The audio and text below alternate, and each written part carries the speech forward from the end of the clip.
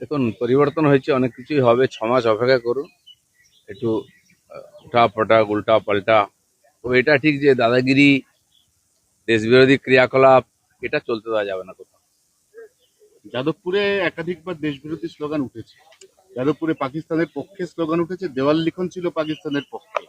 সেই যাদবপুরে কালকে সর্বরী মুখোপাধ্যায় ডাক দিয়েছেন যে কোনো বিদেশি শক্তির হাত যাদবপুরে শক্ত করতে দেওয়া যাবে না। যখনই এরকম কিছু হয়েছে, বাকিরা প্রতিবাদও করে না।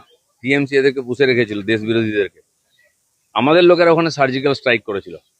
আমি বলেছিলাম এগুলো চলবে না, বন্ধ করুন, এবং সেদিন আমরা করেছিলাম। এসএফআই অফিস টফিস ভেঙে দেওয়া হয়েছিল। আবার যদি ওখানে এরকম দেশ বিরোধী গতিবিধি বা স্লোগান উঠে, একই ঘটনা ঘটবে, আবার সার্জিক্যাল স্ট্রাইক হবে। অভিষেক বন্দ্যোপাধ্যায়ের ব্যাংক অ্যাকাউন্ট নিয়ে টালবাহানা চলছে, এই অ্যাকাউন্ট ঠিক হবে কি হবে না এখনো বিষ পাওয়া যায়। আদালত তো চলছে, যে ব্যাপারটা সেটা নিয়ে না বলেই ভালো। আদালত দেখছেন সব খতিয়ে। চলো, কোনো প্রশ্ন নাই, সব প্রশ্নের উত্তর হয়ে যাবে কদিন পরে। হ্যাঁ দাদা, দেবকে নিয়ে 30% কাটমানির পোস্টার গোটা ঘাটাল ছেয়ে গেছে, এই ব্যাপারে কি বলবেন? আমার জানা নেই, আমি গিয়ে খোঁজ নেবো, যেহেতু আমার জেলা। কাটমানি কে খাচ্ছে, কেন খাচ্ছে, পোস্টারই বা কে মারছে। অনেকে অনেক কিছু করার চেষ্টা করছেন, সব ব্যাপারে আমার মনে হয় এত চাঞ্চল্য প্রকাশ করার দরকার নেই। আর বাকি এ ধরনের কমপ্লেন এলে পুলিশকে জানানোর দরকার। পোস্টার দিয়ে কিছু হয় না, হয়তো রাজনীতিক চাঞ্চল্য হয়, খবর হয়, কিন্তু সমাধান কিছু হয় না। জাকির হোসেনের ভাই গ্রেপ্তার, পাক গুপ্তচর সন্দেহে একাধিক তথ্য পাচারে জড়িত বলে দাবি এসটিএফ এর।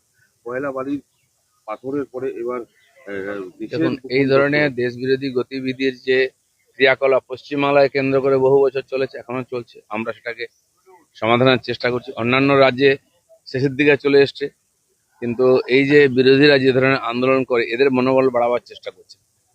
কিন্তু আমাদের সরকার, রাজ্য সরকার, কেন্দ্র সরকার দুটোই এই ধরনের বিদেশি এজেন্টদের এখানে যে বাড়বাড়ান্ত, এটা কিছুতেই সহ্য করবে না। অমিত শাহ এসেছেন আজকে, তিনি বৈঠক করবেন সীমান্ত নিয়ে। বিশেষ চিন্তিত যে এ রাজ্যের সীমান্তে এতদিন যে কাজ হয়নি। মাননীয় অমিত শাহ আজ নয়, 10 বছর 15 বছর ধরে যাতায়াত করছেন। ভারতবর্ষের সীমানা, সবচেয়ে বড় সেন্সিটিভ সীমানা হচ্ছে পশ্চিমবঙ্গ আর বাংলাদেশে। সে সীমানা কি করে আটকানো যায়, তার জন্য আগের সরকারকে বারবার বলেছেন। টিএমসি সরকার জমি দেয়নি। ক্ষমতায় আসার সঙ্গে সঙ্গে 45 দিনের মধ্যে আমরা জমি দিয়েছি, এবং এখনো সেই প্রসেস চালু হয়ে গেছে। 252 কিলোমিটার বেড়া দেওয়া হয়ে গেছে, প্রায় জমি পেয়ে গেছে, কাজ শুরু হয়ে গেছে। এখনো 50 কিলোমিটার খোলা জায়গা আছে, যেটা আমরা জমির খুঁজছি, প্রসেস করছি। এছাড়া কিছু জলা বা নদী আছে, সেটা বাদ দিয়ে প্রায় পুরোটাই পশ্চিমবঙ্গ বাংলাদেশ বর্ডার সিল হয়ে যাচ্ছে। তো মাননীয় অমিত শাহ খুব সিরিয়াসলি বিষয়টাকে নিয়েছেন, এবং প্রতি মাসেই প্রায় এখন আসেন।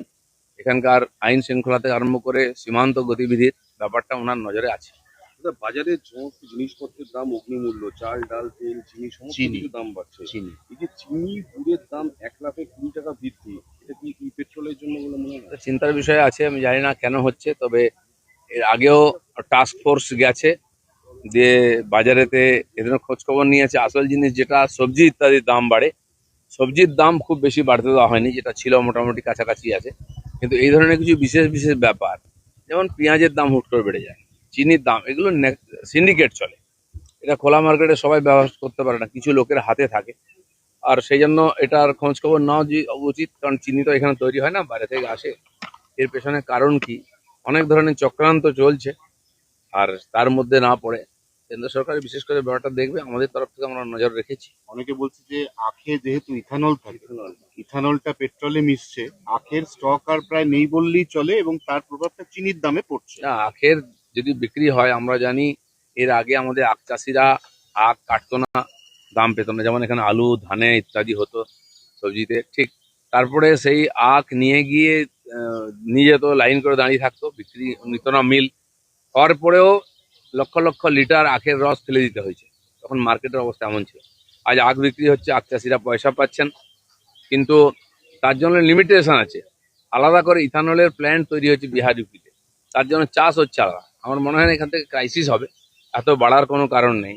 পাট কোনোদিন সহায়ক মূল্য পেত না, এবারে কেন্দ্র সহায়ক মূল্য দিচ্ছে 600 টাকার নিচে কুইন্টাল, বিক্রি হচ্ছে 800 টাকা। তো চাষিদের পক্ষে লাভ হয়েছে এটা, কিন্তু কালোবাজারি করে সাধারণ মানুষের মধ্যে ক্রাইসিস তৈরি করাটা, এটা অনুমতি দেওয়া যায় না।